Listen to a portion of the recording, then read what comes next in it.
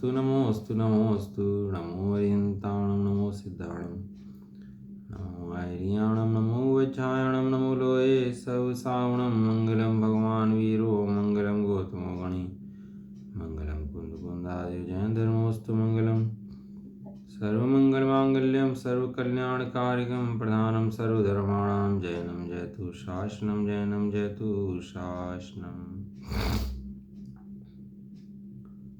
नमः समय साराय स्वानुभूत्या चकास्ते चित्स्वभावाय भावाय सर्वभावान्तर्चिदे वंदित्व सब सिद्धे धूमचलमणों गतिं पत्ते वोच्छामि समय पावड़ नमो सुध केवली भणिनं जीवो चरित दंसन नान टिट्ठदो तमी ससमयम जान पोगल कम पदेश टिट्टिदम चतम जान पर समयम हे अतनिच्छय गदो समोसवत सुंदरो लोए बंद कहाए अते तेण विसंवादनी होंदी सुध परिचिदानुभूधा सवस्वी काम भोग बंद कहा हे तत्स विलंबो नवरीण सुलहो विहतस्य तमेयत वियत्तं दायमपणो सव्यवेण जदिदाय जपमाणं चुग्गे क्षणं नघे तवम् न विहोदीयपमत्तो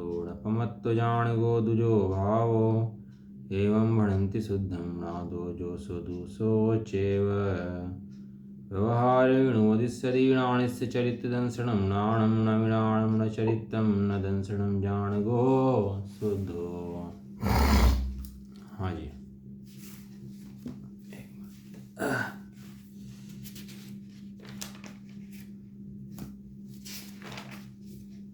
श्री रत्नकृष्ण श्री समय जी ग्रंथ विराजमान है और इसके अंदर जो अपना चल रहा है जीव अजीव अधिकार चल रहा है। अपना जीव अधिकार की बहुत इंपॉर्टेंट गाथा नंबर 49 जो आचार्य कुंददेव को इतनी प्रिय थी कि जिसकी रचना इन्होंने सब 5 प्रभागम में करा। इस गाथा का जिक्र बहुत सुंदर गाथा है, गाथा पढ़ लेते हैं अपन लोग, हमारे लिए बहुत काम की है। रत्न है ये वास्तव में, एक ऐसे रत्न घर में रखे रहने चाहिए और ऐसे रत्न खाली घर में नहीं दिमाग में रखे रहने चाहिए।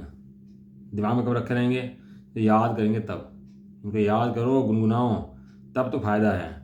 और खाली किताब में रखे रहें तो कोई फ़ायदा नहीं।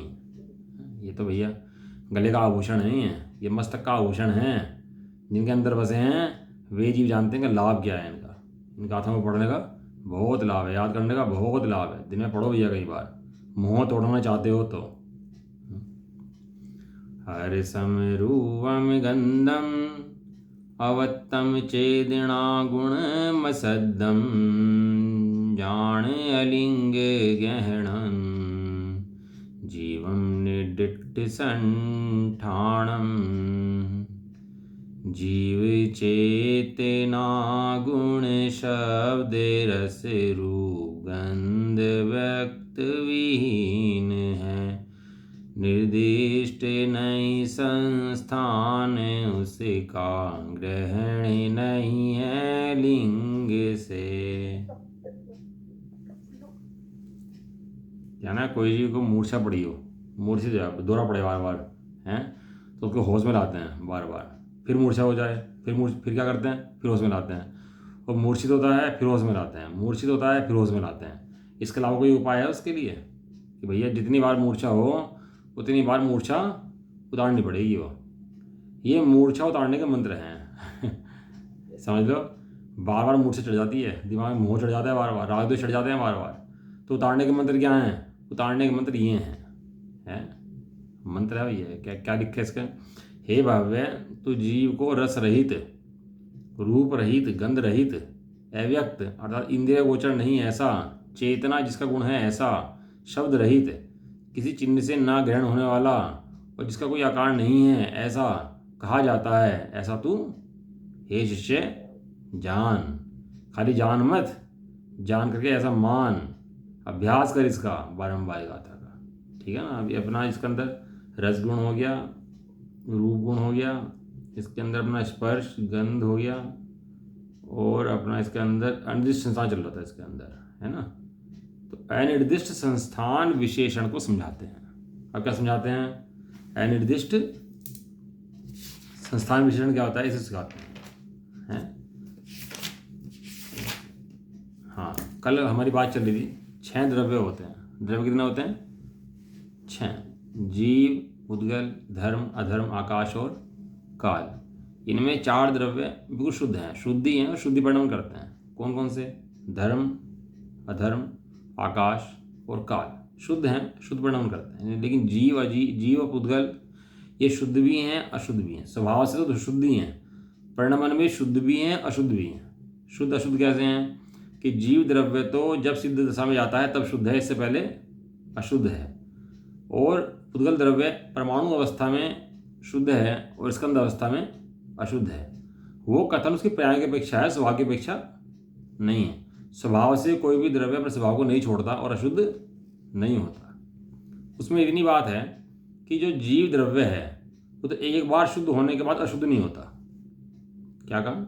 जीव द्रव्य है, एक बार सिद्ध बन जाए तो दोबारा संसार में नहीं आता। रहिए अनंत अनंत काल, अब अनंत अनंत काल तक वह शुद्ध रहेगा, वो कभी भी अशुद्ध रूप में विराजमान नहीं होगा। ये पुद्गल का क्या है? पुद्गल शुद्ध हो जाएगा और फिर अशुद्ध हो जाएगा, परमाणु बन जाएगा, बनता नहीं, हालांकि परमाणु बन जाएगा लेकिन वो फिर स्कंद बन जाएगा। ऐसा पुद्गल का ऐसा स्वरूप है।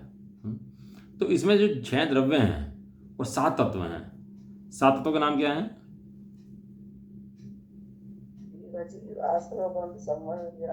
हाँ, जीव, अजीव, आश्रय, बंध, संवरण, ऋण, मोक्ष।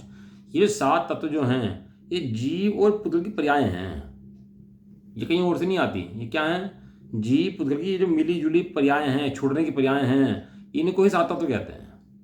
क्या है कि संसार में जीव और पुद्गल एक में हो रहे हैं अनादिकाल से, हैं। बाकी धर्म, अधर्म, आकाश, काल स्वतंत्र पर विराजमान है, कभी एक में ना होते न करते हैं। वे तो ना एक में होते हैं न करते हैं। लेकिन जीव और पुद्गल का संबंध ऐसा है कि जीव ये खराब परिणाम करे, राग के परिणाम करे, तो पुद्गल कर्म स्वयं ही बन जाते हैं माने एक क्षेत्र रूप हो जाते हैं। लेकिन जो जीव नरक में जाता है, स्वर्ग में जाता है, तो बाहर में कोई निमित्त है कि नहीं है? ये बिना निमित्त के चला जाता है कि बाहर में निमित्त है। निमित्त किसका है? कि बाहर में कर्म पुद्गल प्राणों का निमित्त है। तो जीव और पुद्गल ये अनादि काल से जीव पुद्गल अरुणाचे यहाँ में कर्म उपाधि है। 12वां नाम आता है ना, जीव और पुद्गल नाचे यहाँ में है। ये संसार किसका नाम है? ये जीव और पुद्गल की मिली जुली अवस्था का नाम है संसार। यदि जीव सारे सिद्ध हो जाएं तो संसार रहे नहीं है, हैं? ये संसार भी क्या सारे पुद्गल जड़ पड़े रहेंगे यहाँ पर? तो किसका संसार है? तो कर्म कब चिपकते हैं? जब जीव परिणाम खराब करता है तो कर्म चिपकते हैं, फिर कर्मों का फल आता है, फिर रोता है। काले कटता हाथ पैर हैं, बुखार शरीर को आता है, लेकिन दुखी कौन होता है? शरीर दुखी होता है कि जीव दुखी होता है? और जीव निकलने के बाद इसमें आग लगा देते हैं शरीर के अंदर, तब तो कोई दुखी नहीं होता। तो इसका मतलब ये है कि पुद्गल पहले भी दुखी नहीं हो रहा था। पुद्गल पहले भी दुखी नहीं था, पहले भी यहाँ पर कोई और था जो दुखी था। पहले यहाँ पर कोई और था जो शरीर के संयोग को सुख दुख रूप महसूस कर रहा था। यदि शरीर सुख दुख संयोग महसूस कर रहा होता तो अब भी करता। दूसरी बात, यहाँ पर कोई था वो सुख दुख महसूस कर रहा था, लेकिन मुनराज तो सुख दुख महसूस नहीं करते। तो ऐसी बात है जिसके कारण से जीव होने पर भी सुख दुख महसूस करता है। कोई तो कारण ऐसा है, समझ में आया? कोई कारण यहाँ ऐसा विद्यमान है जिसके कारण शरीर की अवस्थाओं रूप सुख दुख को महसूस करता है, अपना जानता है और दुखी सुखी होता है। तो वो कारण क्या है इसके अंदर? कि वो कारण इसका राग है। मुनिराज को राग नहीं है तो सुख दुख नहीं है। मुनिराज को राग है क्या शरीर का? शरीर का राग नहीं है उनको। अब सुख दुख है उनको? क्या सुख दुख नहीं है? ये जीव जो अपना मानता है, ये अपना मान्यता में सुख दुख है, और जब अपना मानना छोड़ देता है तो सुख दुख भी उसको जनित नहीं रहते हैं। उसको सुख दुख रहते हैं कि उसको वाले, अब सुख दुख भी नहीं रहते हैं। अब पति पत्नी तलाक हो जाए तो चिंता करती है क्या उसकी कि भाई क्या हुआ, कैसे खा रहे होंगे, क्या कर रहे होंगे? कहना चूल्हा जोड़ भाड़ में जाए, कहते ना, कहना हमें कुछ मतलब नहीं है भैया, अब मरो जियो, हमारा कोई लेना देना नहीं है, हमारा संबंध विच्छेद हो गया। इसी प्रकार यहाँ से है, जब मुनिराज होते हैं शरीर से पूरा त्यागपत्र दे देते हैं, और त्यागपत्र देने के बाद इस शरीर को मरे जिए जो हो, लेकिन मुनिराज उसमें आकर्षित नहीं होते। कोई रत्नों के ढेर पटक दे ला करके और महल दिखा दे मुनिराज को, अमराज देखकर भावानी करते, कहने कितने बढ़िया महल हैं, कितने बढ़िया रत्न हैं, राजा है, चक्रवर्ती है, उनको आश्चर्य नहीं होता, ना उनको उसमें आनंद आता। क्यों?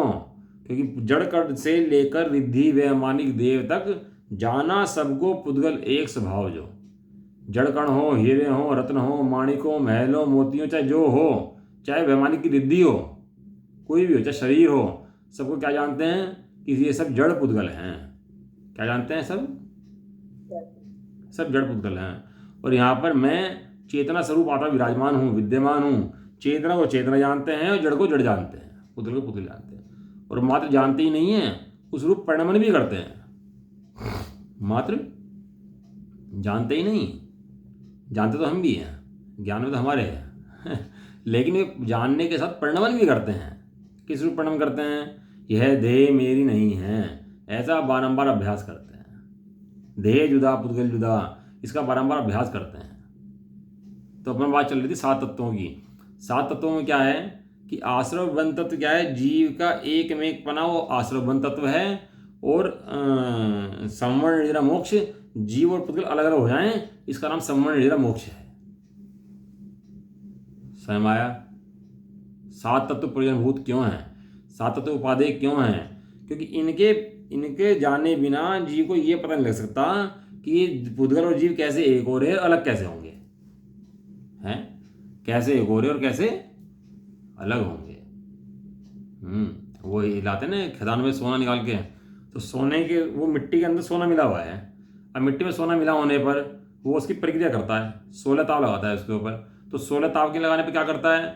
मिट्टी को अलग करता है और सोने को अलग करता है। तो मिट्टी और सोना क्या थे? मिट्टी और सोना मिले हुए थे एक दूसरे से आपस में, लेकिन मिलने के बाद भी मिट्टी मिट्टी थी, सोना सोना था।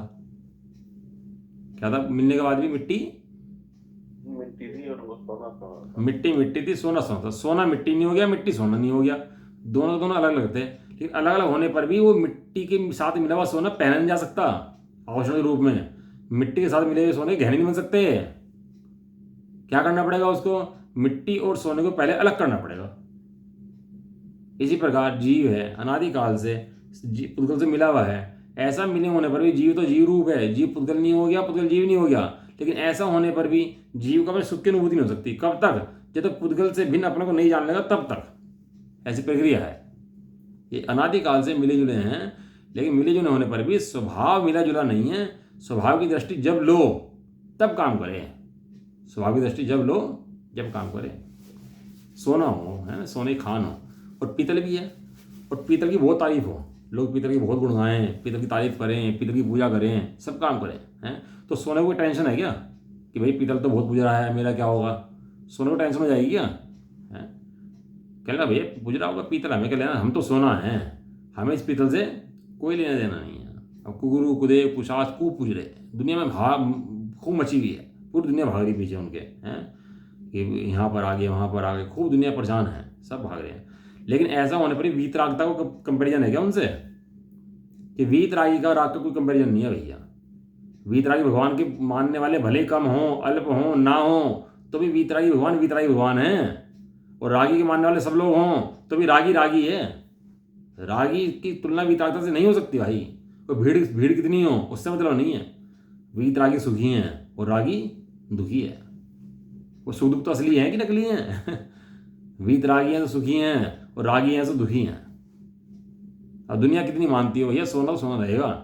भले ही सुनार और हीरे के जवाहरात के व्यापारी कम हों दुनिया देश के अंदर, सब्जी वाले बहुत हों, लेकिन ऐसा होने के बाद भी कीमत किसकी ज़्यादा है? कीमत तो भैया हीरे की ज़्यादा है। हीरे वाले व्यापारी जो हैं उनकी ज़्यादा है। हीरक व्यापारी, सब्जी वालों की कीमत कितने मिल जाएं ज़्यादा नहीं हो सकती। वीतरागता के उपासक जो हैं, जो वीतरागता है, जो सिद्धांत हैं, उनके सुनने मानने वाले हैं, उनकी कीमत ही अलग है। और जो इन सिद्धांतों को, 7 तत्वों को नहीं जानते, उनकी कीमत अलग है भैया। कचरे भाव बिकते हैं, कचरे भाव। और जो 7 तत्वों को जानते हैं, 6 द्रव्यों को, 7 तत्वों को जानते हैं, वे हीरे के भाव बिकते हैं, हीरे के भाव। मैं नहीं कह रहा, ये परजन साठ जी के अंदर नए के अंदर लिखा हुआ है।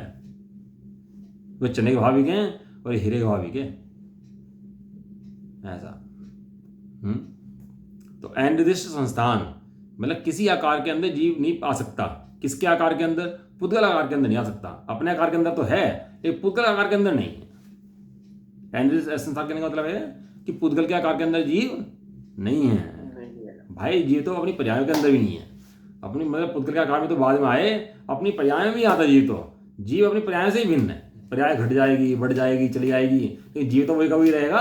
या जीव जीव चला जाएगा कि वो जीव नहीं बदलता कहीं भी।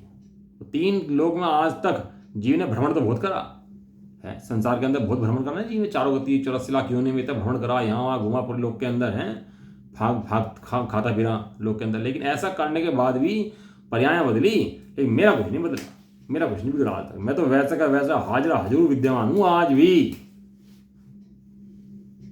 आया, मेरा कुछ नहीं बिगड़ सकता भैया, मेरा कुछ नहीं बदल सकता।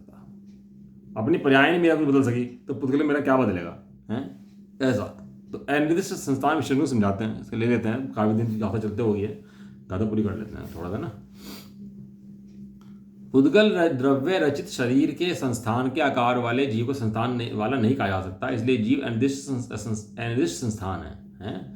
किसी संस्थान के अंदर निर्देश नहीं किया जा सकता। ऐसा है कि यहाँ कि ये शरीर किसका रचित हुआ है, पुद्गल का रचित है कि जीव का रचित है। शरीर की रचना किससे हुई है, पुद्गल से कि जीव से? बोलो। पुद्गल ने करी कि जीव ने?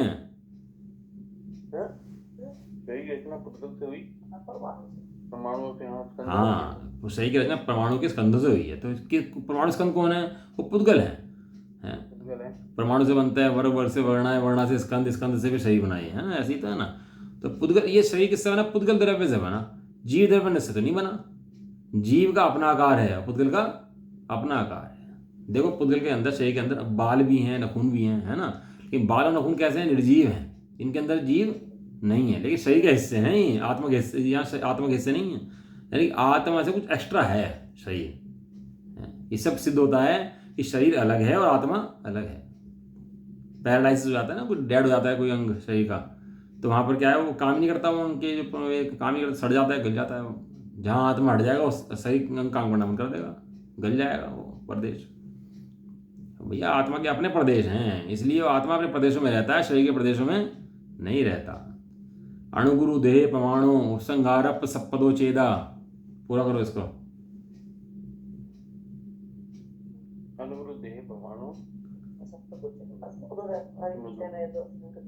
हाँ अणुगुरु देह परमाणु संगार सप्पदो चेदा असुमदो व्यवहारा निश्चय दो असंख्य देश। ये शरीर में मारने से कहा जाता है कि शरीर जीव, ये शरीर के अंदर जीव है, आकार किस आकार का है, लेकिन व्यवहार से कथन है। वास्तव में निश्चय है तो असंख्य देश हुआ। निश्चय से जीव कैसा है, वास्तव में कैसा है? वास्तव में जीव में असंख्य प्रदेशी हूँ। संकोच विस्तार के कारण कम ज़्यादा हो जाता हूँ, लेकिन इस छोटे बड़े विस्तार के कारण से मैं छोटा बड़ा नहीं होता। मैं कैसे रहता हूँ? मैं असंख्यात लोक प्रमाण रहता हूँ। मेरा आकार कैसा है? लोक प्रमाण है। अभी मान ले कि मैं कितने फुट हूँ, कि मैं तो भैया 6 फुट का हूँ, मैं 5.5 फुट का हूँ। थोड़ी लंबाई अच्छी हो जाए अपनी तो मैं तो लंबा हो गया, गिट्टा रह गया तो मैं गिट्टा हो गया। अरे भाई तू गिट्टा लंबा नहीं हुआ, तेरे अंदर गिट्टा और लंबा होने की व्यवस्था नहीं है। तेरे प्रदेशों संख्यात हैं, ये गिट्टा और लंबा सही होता होगा, मैं नहीं होता।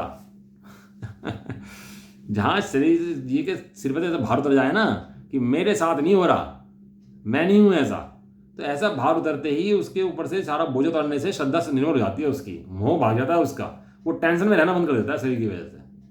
इसे कहते हैं मोह का भागना। शरीर की वजह से हम टेंशन में रहें, ये मोह, और शरीर के कारण हम टेंशन में ना रहें, इसका नाम है मोह।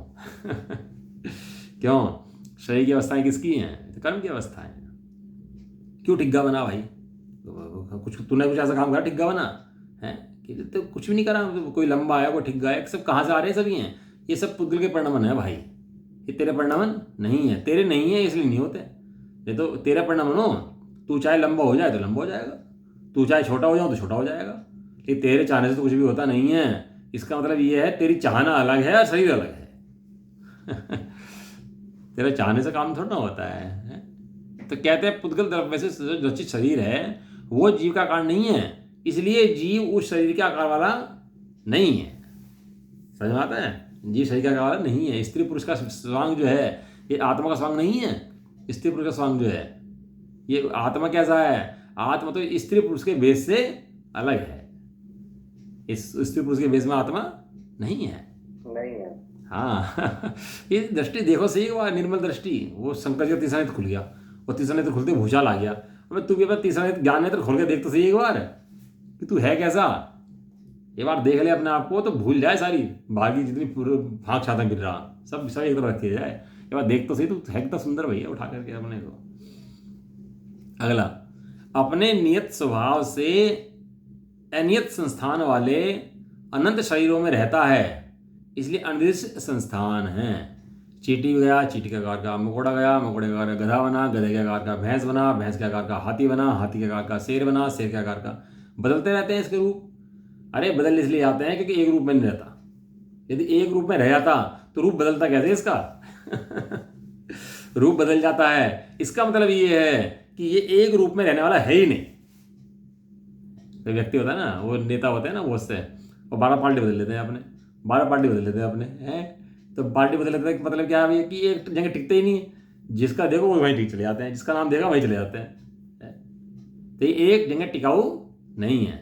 ऐसे ही आत्मा एक शरीर में टिकाऊ नहीं है। क्यों? आत्मा अपने असंख्य प्रदेशों में टिकाऊ है। आत्मा के अपने असंख्य प्रदेश होंगे कि शरीर के प्रदेश होंगे। अब चींटी बन गया, छोटा सा हो गया, अब फिर हाथी बन गया। वैसा कैसे हो गया यार? वही तो आत्मा चींटी के शरीर में और वही आत्मा हाथी के शरीर में, ऐसा कैसे हो गया भैया? ऐसे इसलिए हो गया क्योंकि जीव के अंदर संकोच विस्तार की शक्ति है। जब पैदा हुआ तो छोटा सा पैदा हुआ, अब वो बड़ा हो गया, तो ऐसा बड़ा कैसे हो गया? कहते भाई जीव के अंदर संकोच विस्तार की शक्ति है, लेकिन आकार के अपेक्षा कितना बड़ा है वास्तव में देखा जाए तो फिर कितना बड़ा हो जाएगा ये, कि बड़ा होता हुए इतना बड़ा हो जाएगा, पूरे लोक के अंदर समाएगा, पूरे लोक के अंदर समाएगा। इतना बड़ा है ये, पूरा लोक के आकार का है, इतना बड़ा है।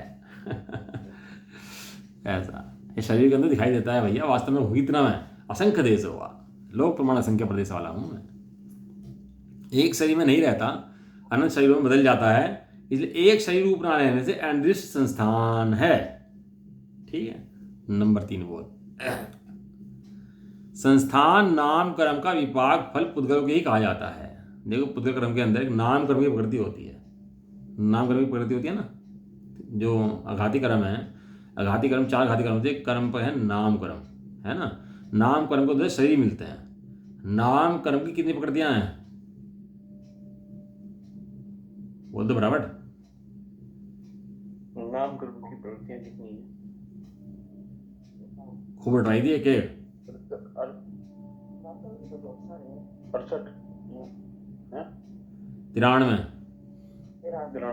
93 के अंदर 6 संस्थान की प्रकृतियां हैं। उसका संस्थान, उसका कार्य कैसा हो? वर्ष वस्तु नाराज सहनन नहीं, सहनन संस्थान, संस्थान के में है ना, संस्थान के 6 भेद है ना। नहीं सह, वो तो सहनन हो गया। संस्थान के 6 भेद थे ना, संस्थान के 6 भेद अभी याद आ जाएंगे मिनट के अंदर, बताता हूँ अभी। संस्थान नाम कर्म का विपाक फल पुद्गलों को कहा जाता है, इसलिए उसके निमित्त से भी आकार नहीं है, इसलिए अनिर्दिष्ट संस्थान है ना। किसका नाम कर्म का विपाक है? नाम कर्म किसके फल आया? पुद्गल का फल पुद्गल में आया, पुद्गल का फल जीव में नहीं आया। जीव ने तो उनको अपना माना, बस इतने फल है बस। वास्तव में जीव अपना नाम मानता तो उसका फल जीव में भी नहीं आता। वो जीव का अपना मानना ही वो जीव का फल है वास्तव में। तो संस्थान नाम जो था, नामकर्म था, समचतुरस संस्थान है ना, वो 6 संस्थान की, उसका बराबर 4 कुब्जक संस्थान है, वामन संस्थान, हाँ आते हैं ना, कुब्जक वामन हुंडक, कुब्जक वामन हुंडक समचतुरस संस्थान हुआ है ना, 6 संस्थान उसके। तो कैसे कैसे होते हैं? कोई टेढ़ा होता है, कोई मेढ़ा होता है, कोई कुबड़ा होता है, किसी का धड़ लंबा होता है, किसी के पैर लंबे होते हैं, किसी के हाथ लंबे होते हैं, किसी छोटे होते हैं। वे सब क्यों होते हैं? वे सब इस संस्थान नामकर्म के कारण से होते हैं। कुत्ते का कैसा शरीर, चींटी का कैसा शरीर, भैंस का कैसा शरीर, वो सब क्यों होते हैं अलग अलग शरीर? वो संस्थान नामकर्म का फल है। लेकिन उसके उदय से वो बाहर में जो शरीर पुद्गल परमाणु का है वो चेंज होता है, जीव के असंख्यात प्रदेश चेंज नहीं होते। उसका फल पुद्गलों में कहा जाता है, इसलिए उसके निमित्त से भी आकार नहीं होता जीव का। जीव का अपना आकार होता है, इसलिए अनिर्दिष्ट संस्थान है। एक आपने पढ़ा समुद्घात। समुद्घात की परिभाषा क्या है? जो भी आपने बोला, नहीं नहीं, वो शरीर में जो हाँ, वो होता है ना, कंपन होता है शरीर मूल शरीर को छोड़े बिना आत्मा का शरीर के प्रदेश से बाहर निकलना, उसका नाम क्या है? समुद्घात है। 7 प्रकार का होता है समुद्घात, है ना। अब किसी जीव को किसका देह छूटे तो यहाँ से वहाँ पे चला जाए, वो देह टच करके आ जाए, वो वाली वो देह टच कर ले उसको, निकल जाते हैं ना। क्यों क्यों निकल जाते हैं? क्योंकि शरीर से भिन्न है इसलिए निकल जाते हैं। शरीर का आत्मा का आकार कैसा है अपना? आत्मा का अपना आकार है कि नहीं, शरीर के आकार के बराबर है जी। अब जब शरीर मरा पड़ा है यहाँ पर और आत्मा निकल गया, अब आत्मा इस शरीर का आकार का है क्या? कि नहीं है। अब जहाँ चला गया उस आकार का हो गया। अब इस शरीर का आकार का तो ना ये क्यों? क्योंकि यहाँ पर शरीर का आकार उसके नाम करने को उद्देश्य था। अच्छा, मरे हुए शरीर का जो परिणाम बना है, शरीर बना हुआ है, वो नामकरण को उद्देश्य है? किसके उद्देश्य है? वो जो बना हुआ है उसके अंदर, वो किसके उद्देश्य है बताओ? कर्म तो चला गया। नाम कर्म के उद्देश्य। नहीं, ऐसा नहीं है। कर्म का उद्देश्य तो जीव के साथ था, जीव के साथ चला गया, वहाँ कर्म नहीं है। वो स्कंद का ढीला है पड़ा हुआ। अब वो मिट्टी है, वो शरीर नहीं है। अब वो कहते हैं मिट्टी समेटो भैया, मिट्टी समेटो, मिट्टी समेटो। अब वहाँ ना इंद्रियां हैं ना कोई शरीर है, वहाँ कुछ नहीं है, वहाँ केवल मिट्टी का ढीला पड़ा हुआ है बस। ये उसके बाद जब तक पहले शरीर के अंदर जीव था, नामकर्म था, तो इसकी क्रियाएं नामकर्म के उद्देश्य चल रही थी। अच्छा, नामकर्म चला गया, जब नामकर्म निकल जाता है तो इसकी क्रियाएं बंद हो जाती हैं अपने आप ही ऑटोमेटिक। क्यों? कि नामकर्म चला गया यहाँ से।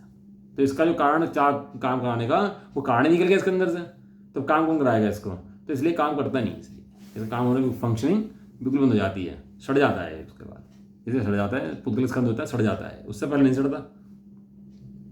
ऐसा भिन्न भिन्न संस्थान रूप से परिणमित समस्त वस्तुओं के स्वरूप के साथ जिसके स्वाभाविक संवेदन शक्ति संबंधित अर्थात तदाकार है, ऐसा होने पर भी जिसे समस्त लोक के मिलाप से संबंध से रहित निर्मल ज्ञान मात्र अनुभूति हो रही है, ऐसा होने से स्वयं अत्यंत रूप से संस्थान रहित है, इसलिए अनिर्दिष्ट संस्थान है।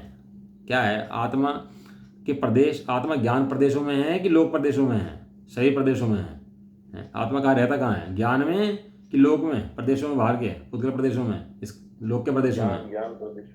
आत्मा का अपना ज्ञान प्रदेश है, आत्मा का अपना ज्ञान आकार है, ज्ञान में रहता है, तो इसलिए उसका ज्ञान ही आकार है। इसलिए भिन्न भिन्न रूप से ज्ञान परिणत होने पर भी वो एक अपने ज्ञान को नहीं छोड़ता, एक ज्ञान मात्र अनुभव में आता है, इसलिए वो अत्यंत रूप से संस्थान रहित है। वो बाहर के प्रदेशों में संस्थान से रहित है। अभी क्यों बताऊँ, मैं छोटा हूँ चाहे बड़ा हूँ, इससे ज्ञान पर क्या फर्क पड़ता है? अब महावीर स्वामी तो हैं सात हाथ के, और आदिनाथ स्वामी है धनुष, 5 धनुष के, तो कुछ ज्ञान में फर्क है क्या उन दोनों के? नहीं, दोनों ज्ञान में कोई फर्क नहीं। छोटा हो चाहे बड़ा हो, चाहे इस क्षेत्र में रहे, चाहे नरक में रहे, चाहे स्वर्ग के क्षेत्र में रहे, किसी भी क्षेत्र में रहे, वो ज्ञान में फर्क पड़ता है कि कहीं? नहीं, ज्ञान में फर्क नहीं पड़ता। वो तो क्यों? क्योंकि अपना आत्मा में ज्ञान में रहता है। आत्मा में प्रदेश क्या है? आत्मा एक ज्ञान प्रदेश है भैया। आत्मा अपने ज्ञान को कभी नहीं छोड़ता, कहीं नहीं छोड़ता। आत्मा का लक्षण ज्ञान है भैया। ज्ञान मात्र के द्वारा आत्मा की सिद्धि हो जाती है ना। तो बाहर के क्षेत्रों में, आकाश के क्षेत्रों में, पुद्गल के क्षेत्रों में, कर्म के क्षेत्रों में कहना आत्मा को, ये सही नहीं है। आत्मा किस कहाँ रहता है? वास्तव में आत्मा ज्ञान क्षेत्र के अंदर रहता है, ज्ञान के द्वारा काम करता है, ज्ञान में ही सदाकाल विराजता है, रहता है। जितने जीव हैं सब भैया ज्ञान के अंदर रहते हैं, बाहर के क्षेत्रों में कोई जीव रहते ही नहीं। ऐसा। अब ये जो हुआ अनिर्दिष्ट संस्थान का बोल हुआ। अब अपने इसके अंदर अपने जो है 2 बोल रहेंगे केवल बस, एक तो अव्यक्त का और एक चेतना गुण का। पढ़ लेते हैं इसको, है ना। आज अव्यक्त के 2-3 बोल तो कर लेते हैं। अब अव्यक्त विशेषण को सिद्ध करते हैं। शब्द क्या है? अव्यक्त। शब्द क्या है? अव्यक्त। व्यक्त नहीं है। व्यक्त नहीं है मतलब पुद्गल की अपेक्षा व्यक्त नहीं है, अपनी अपेक्षा तो व्यक्त है, प्रकाशित है, अपनी अपेक्षा तो पूरा प्रकाशित है, व्यक्त है। कोई देखे तो व्यक्त है, लेकिन पुद्गल से देखे तो अव्यक्त है। पुद्गल से देखे तो अव्यक्त है। और मोर क्या होता है ना, जंगल में नाचता है, और नाचता खूब नाचता है, जब बारिश होती है खूब नाचता है। उसे पता लगा कोई देख रहा है मेरे को, तो उसका नाचना बंद हो जाएगा, तुरंत बंद हो जाएगा। और दूसरे की अपेक्षा अव्यक्त है, अपनी अपेक्षा नहीं है। हाँ, व्यक्त है। जंगल में मोर नाचा किसने देखा? लेकिन भैया जंगल में मोर नाचा, मोर ने देखा। उसकी मोड़ ने देखा। है, किसने देखा भैया? मोड़ ने देखा। तू तेरे लिए थोड़ा नाच रहा, अपने लिए नाच रहा। और ज्ञान का परिणाम किसके लिए हो रहा? अपने लिए हो रहा ज्ञान का परिणाम, ज्ञान के लिए। कोई दूसरे के लिए हो रहा क्या? किसने देखा? कि मोड़ ने देखा भैया। ऐसा एक शब्द होता है अवक्तव्य, एक शब्द है अव्यक्त। दोनों शब्दों में फर्क है। एक शब्द क्या है? अवक्तव्य। अवक्तव्य माने कहा नहीं जा सकता, आत्मा को कहा नहीं जा सकता। देखो सप्तभंगी है अपने यहाँ। सप्तभंगी के अंदर क्या है कि अस्ति नास्ति, अस्ति नास्ति, अवक्तव्य, अस्ति अवक्तव्य, नास्ति अवक्तव्य, अस्ति नास्ति अवक्तव्य। चौथा बोल लिया इसके अंदर अवक्तव्य का, यानी कि चौथे बोल के बाद अवक्तव्य है, इससे पहले वक्तव्य है। तो सप्तभंगी में ऐसा है कि आत्मा की व्यक्त भी किया जा सकता है और आत्मा व्यक्त भी नहीं किया जा सकता, दोनों बातें हैं। तो कहना कि कुछ कह रहे कि कुछ कह रहे, या तो कोई व्यक्त हो सकता है, कोई नहीं व्यक्त हो सकता। दोनों बातें कैसे हैं? कि भैया दोनों बातें हैं। अपने एकांत इसी का तो नाम है कि दोनों बातें शब्दों के द्वारा समझा रहे हैं, इसका नाम वक्तव्य है। और शब्दों के बिना शब्दों में समझाया नहीं जा सकता, इसका नाम अवक्तव्य है। रसगुल्ला बनाने की विधि सीख ली, विधि सीखी है ना, तो जो विधि सीखी उसका नाम वक्तव्य है। लेकिन शब्दों में आनंद आया क्या तुम्हारे को? शब्दों के अंदर, विधि के अंदर रसगुल्ले का कितना आनंद आया मुझे बताओ? बिल्कुल भी नहीं आया। शब्दों के अंदर तो स्वाद तो बिल्कुल नहीं आया। तो वो जो स्वाद नहीं आया उसका नाम अवक्तव्य है। तो विद्वान, हमारे दूसरे धर्म के विद्वान थे, तो हमारे विद्वान से गए, कहने लगे आपका तो भंगी है, भंगी। सब तो भंगी थे ना हमारे यहाँ। तो कह रहे आपके धर्म के अंदर तो भंगी हैं। तो हमारे विद्वान ही बड़े चतुर थे, विद्वान थे ना, तो बोले भैया सफाई रहती है इसलिए भंगी है ना, जिनके यहाँ भंगी नहीं होते उनके यहाँ सफाई भी नहीं रहती, गंदगी मची रहती है। इसलिए हमने भंगी रखा हुआ है अपने यहाँ।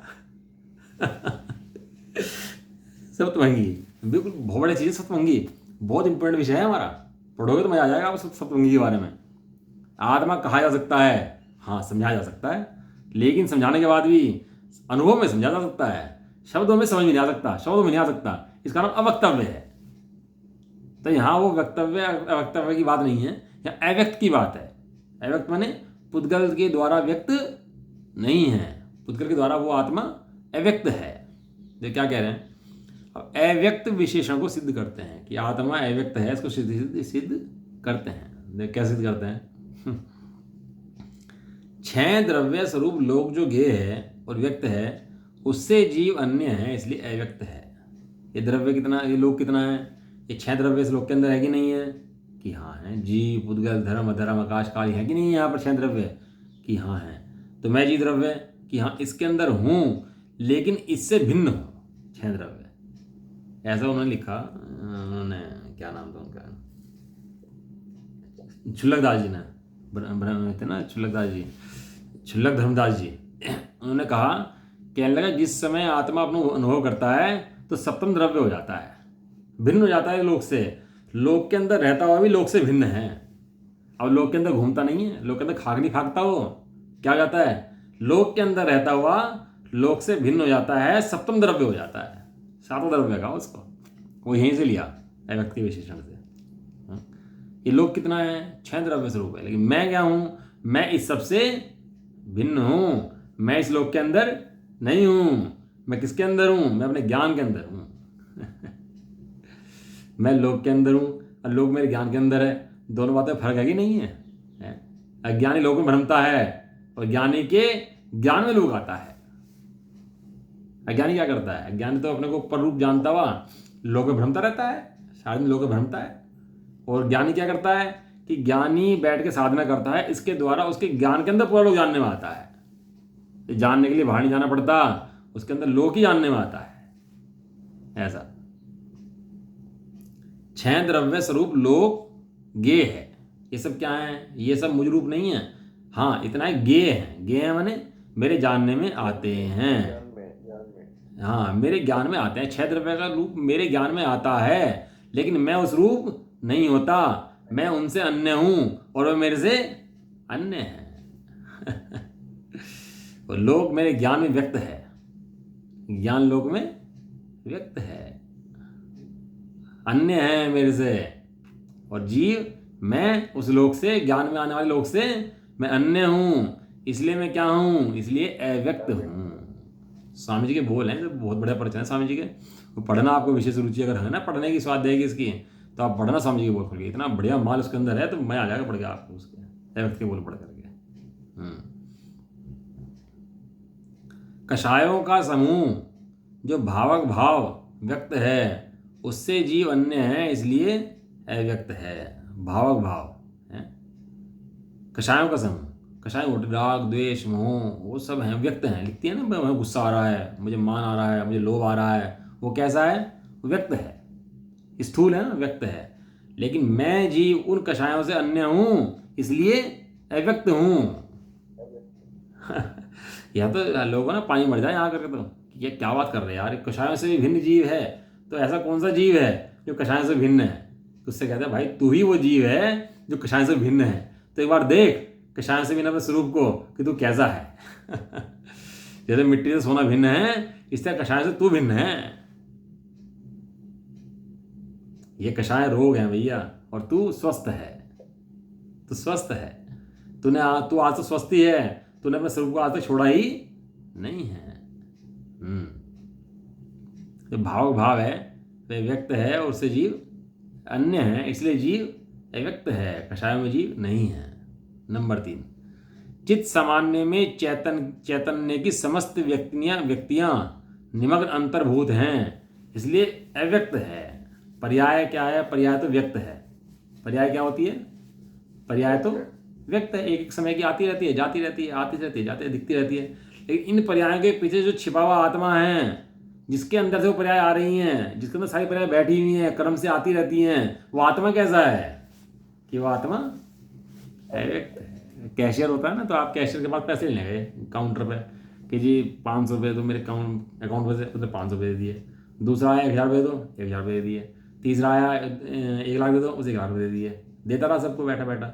उसके गले में कितना पैसा है? जो कैशियर है उसके गले में कितना पैसा है?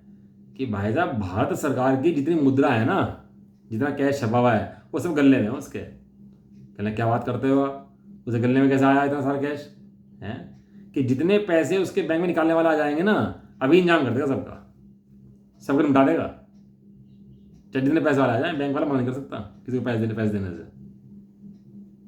ऐसे भैया इसके अंदर कितनी पर्याय हैं, कि सारी पर्याय हैं, कितनी हैं कि 3 लोग की अपनी पर्याय पूरी हैं, और इतनी भरी होने से आत्मा पर्याय में व्यक्त नहीं है, इसलिए आत्मा अव्यक्त है।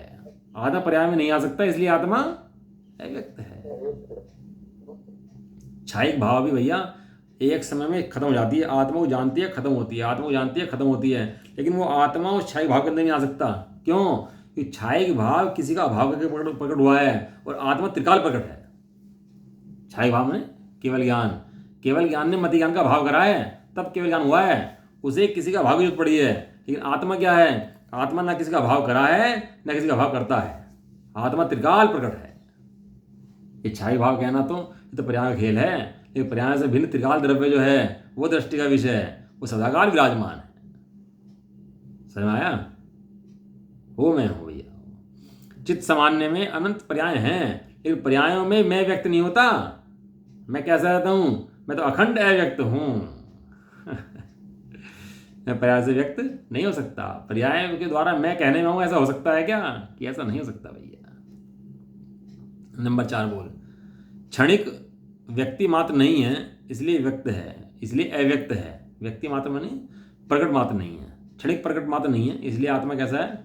आत्मा अव्यक्त है। आत्मा पर व्यक्ति मात्र नहीं है, प्रकट हो जाए ऐसा नहीं है। व्यक्तता और अव्यक्तता एक में एक मिश्रित रूप से प्रतिभाषित होने पर भी वह केवल व्यक्तता को स्पर्श नहीं करता, इसलिए अव्यक्त है। व्यक्त माने जो प्रकट है, और अव्यक्त माने जो प्रकट नहीं है। जो प्रकट है वो किसका अंश है? कि जो प्रकट नहीं है उसका अंश है। लेकिन जो प्रकट नहीं है उसका अंश होने पर वो प्रकट नहीं है। वो जो प्रकट अंश है वो उस अप्रकट अंश की प्रसिद्धि करता है। क्या कहा? जो प्रकट अंश है ना, प्रसिद्धि किसकी करता है? कि यहाँ पर अप्रकट कोई ना कोई है, उसकी प्रसिद्धि करता है ना। यहाँ पर कोई ना कोई ऐसी वस्तु है जो अप्रकट है। यदि अप्रकट ना होता तो जो प्रकट वस्तु है वो भी नहीं होती। लेकिन प्रकट वस्तु इतनी होने पर खत्म हो जाती है, नई नई आती रहती है। तो इसका मतलब ये है कि वहां एक वस्तु ऐसी बैठी है जिसके आधार से अप्रकट है। तो अ पकड़ के दृष्टि करना, इसका नाम है व्यक्तित्व को स्पर्श नहीं करता, इसलिए अव्यक्त है। छठा बोल इसका, स्वयं अपने से ही बाह्यांतर स्पष्ट अनुभव में आ रहा है, तथापि व्यक्तित्व के प्रति उदासीन रूप से प्रकाशमान है, इसलिए अव्यक्त है। अनुभव में कौन आ रहा है? स्वयं आत्मा ही आ रहा है, लेकिन आत्मा उस प्रकट रूप नहीं हो गया। कभी भी उस प्रकट अवस्था रूप आत्मा नहीं रहता, नहीं टिकता। आत्मा अपने अपना खेल करता है और पर्याय खेल अलग चलता है। आत्मा खेल अपना अलग चलता है भैया, पर्याय खेल अपना अलग चलता है, इसलिए आत्मा पर्याय में नहीं आता, इसलिए आत्मा अव्यक्त है। इस प्रकार 6 हेतु से अव्यक्तता सिद्ध करी है। हालांकि अव्यक्त का बोल बहुत जल्दी पढ़ दिया, थोड़ा सा विचार करोगे और पढ़ोगे स्वामी जी को तो इसमें बहुत खुलासा इसका अव्यक्त के बोल का होगा, है ना। अव्यक्त का बहुत अच्छा बोल है, अव्यक्त का क्या आता है, अव्यक्त है। अब जो लास्ट वाला है वो चेतना गुण वाला है। जीव कैसा है? जीव चैतन्य गुण वाला है। इस प्रकार रस से, रूप से, गंध से, स्पर्श से, शब्द से, संस्थान से और व्यक्तता का अभाव होने पर भी स्वयं संवेदन के बल से स्वयं सदा प्रत्यक्ष होने से, आत्मा कैसा है? स्वयं संवेदन से सदा प्रत्यक्ष अनुभव में आ रहा है। आवाल गोपाल सबको अनुभव में आ रहा है। सब जीवों को मात्र आत्मा ही अनुभव में आ रहा है। आत्मा के अलावा अन्य कुछ अनुभव में नहीं आ रहा है। आत्मा की संवेदन शक्ति से आत्मा ही जानने में आ रहा है, अन्य कुछ जानने में नहीं आ रहा है। आत्मा पर थोड़ा नहीं जानता है, आत्मा तो आत्मा को जानता है। प्रत्यक्ष होने से अनुमान गोचर मात्रता के अभाव के कारण जीव को अलिंग कहा जाता है। जीव कैसा है? अनुमान से ग्रहण हो जाए ऐसा नहीं है। अनुमान लगा लीजिए हमने, तो अनुमान से नहीं, अनुभव से ग्रहण करो। 2 चीज़ें हैं, एक अनुमान, एक अनुभव।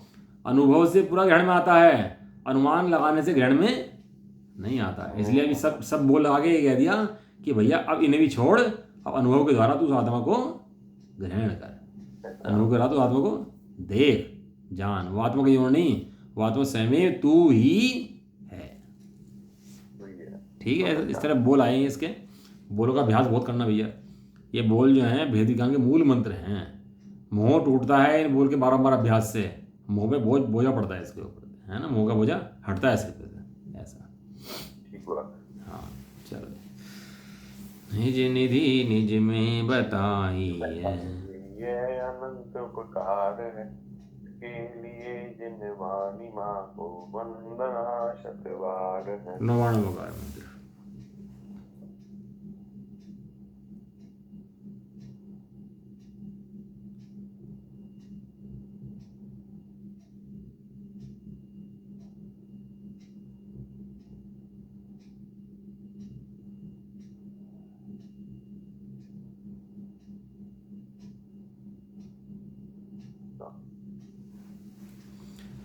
जरदासी जी माता की जय हो, महान जैन धर्म की जय हो। एक साथ बोलिए।